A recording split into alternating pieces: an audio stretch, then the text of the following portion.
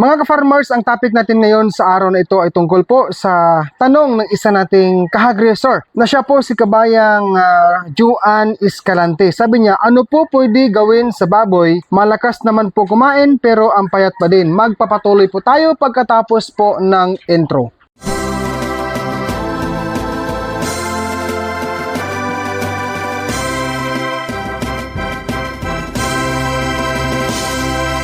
Disclaimer lang po mga ka-farmers, ang mga tip po na akin pong ibibigay dito sa video na ito ay tungkol lang po sa akin pong mga ginagawa sa aking mga baboy, sa aking backyard piggery. And then syempre po, kasama na rin ang advice po sa aking brand technician. So number 1 na tip na pwede nating gawin kung ang ating mga baboy, biik o baboy na palakain, malakas kumain pero ang payat pa rin, mas mabuting gawin po na purgahin natin ang mga baboy natin. Kailangan pong purgahin mga ka-farmers ha, mga baguhan dyan. Ang advice na to ay kasama na rin po ako dito dahil ito po ang ginagawa ko noong una pa po akong nag-alaga ng fattening sa aking babuyan. So ang pagpurga po sa baboy ay importante po. Tuwing kailan ginagawa ko dodong ang magpurga sa baboy ayon sa mga eksperto, sa tuwing magpapalit tayo ng feeds, no? Sa tuwing magpapalit tayo ng bagong stage ng feeds, saka tayo magpurga sa mga baboy. Pangalawa po, ang ginagamit naming pamurga ay ang powder na Latigo 1000. Kung hindi man yan, ang Genvet Ivermectin po mga ka-farmers. Ayan. So, ang sumunod na tip mga ka-farmers ay ang 4 days after purga vitamins. So, ang ginagamit namin dito mga ka-farmers sa aking mga baboy, nagbibigay kami ng vitamins. Bixan SP Injectable Vitamins ang akin pong binibigay na vitamins sa batch na ito. Ito pong aking 12 batch fattening. Sumunod po, bigyan sila sapat na malinis na tubig inumin ng baboy, maging sa wheat feeding. Kung wheat feeding ka-farmers ang iyong ginagawa sa mga baboy, sapat sa malinis na tubig ay mahalaga rin para sa baboy. Sumunod po, ituloy ang pag-maintain natin sa paglilinis, wet and dry cleaning. Depende sa body condition ng atin pong mga baboy mga ka-farmers. Ibig sabihin, ito pong ginawa kong tip, no, kasama po sa mga tip na ginawa ko para po mabilis lumaki ating mga biik o baboy. Kasama po dito ang pag-maintain natin sa cleaning, wet and dry cleaning. Depende po sa body condition ng baboy. So, gawin din natin mga ka-farmers ang tinatawag na weekly disinfection. So, dito mga ka-farmers, kahit na ganyan lang po, ito aminin ko na lang sa inyo, kahit ganyan po ang color, ang image sa aking backyard piggery, pero maintain po yan sa paglilinis. Maintain po yan. Palagi ko pong nililinis yan kahit na ganyan ang kulay. So sa sa pag-disinfect po, kasama ko po ang ginagamit kong Major D. Ayan, Major D.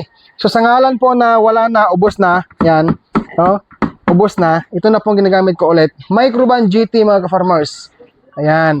So balik natin.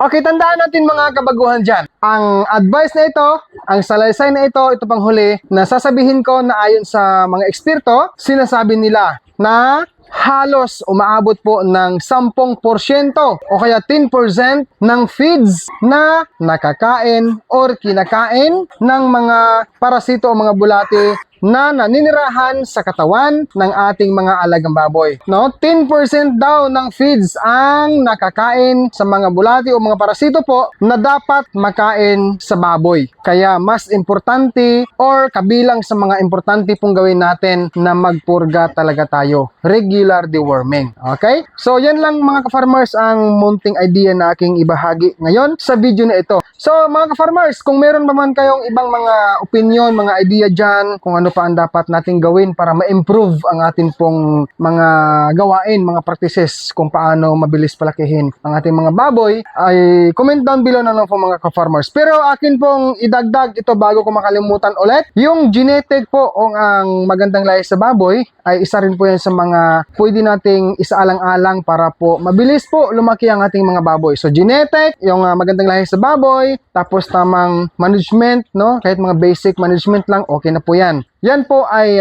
maganda na atin pong isaalang-alang bilang hog raiser mga ka-farmers. At syempre po, kasama rin dyan ang pagbigay ng tamang pagkain sa mga baboy. Yunako Sulong Kaagapay Instant Cash araw-araw nationwide. Madali lang sumali. Step 1, bumili ng participating products. Step 2, isend ang 7-digit code via FB Messenger or SMS. Step 3, get a chance to win. Paano sumali? Bumili ng mga produkto mula sa mga sumusunod na participating Yunako brands. Hanapin ang 7-digit alphanumeric promo code sa coupon na nasa loob ng sako ng feeds o sticker at i-text ang SKP space promo code send sa 225687. Example, SKP space ABCD123. Pwede ring i-chat ang code sa Facebook Messenger ng Yunako. I-scan ang QR code at i-send ang promo code. Pwede ring manalo ng instant GCash 20, 30, 50 at 100 araw-araw. Participating products tulad ng Pigrolac Mama Pro, Early Week 1 kilo, Uprolife, Vitracin, Jictran, Latigo, Bixan SP, Major D, Microban, Bactired, Sustalin LA, Digestaid, Mistral, Ginvet at iba pa. Ang bawat promo code ay may katumbas na raffle entry depende sa produktong bibilhin. Ang preliminary draw period mula April 15 to July 15, 2025. Draw date July 16, 2025. Number of winners, 20 katao pwedeng manalo ng LED TV, 20 katao pwedeng manalo ng refrigerator, 60 katao pwedeng manalo ng air cooler. Grand draw period mula April 15 to September 30, 2025. Draw date October 1, 2025. Number of winners, 40 katao pwedeng manalo ng Android smartphone, 20 katao pwedeng manalo ng Smart TV, 12 katao pwedeng manalo ng e-trike, 4 na tao pwedeng manalo ng Toyota Tamaraw. Tandaan, kung manalo ang consumer, meron ding prize winning ang store partner o suki na pinagbilhan. Ang mga mananalo ay makakatanggap ng tawag mula sa Yunako representative para i-verify at ipagbigay alam na siya ay nanalo. Ang opisyal na listahan ng mga nanalo ay ilalabas sa Facebook page ng Yunako. Ano pang hinihintay nyo? Bili na, sali na! Ako po si Dodong Villaran ang nagpapasalamat po sa inyong pagpanood sa video na ito. Mabuhay po ang mga farmers sa lipunan. Happy